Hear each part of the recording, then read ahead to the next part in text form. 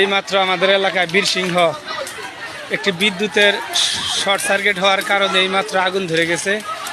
ভয়াবহ অবস্থায় যে বিদ্যুতের তার থেকে আগুন জ্বলতেই আছে।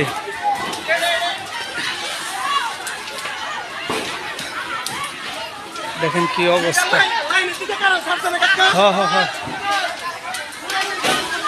দেখেন ভয়াবহ অবস্থা,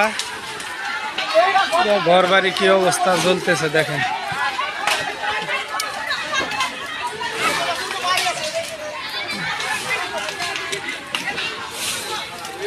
একবার দেহার সর্বনাশ, দেহার চোখের সামনে কি সর্বনাশ।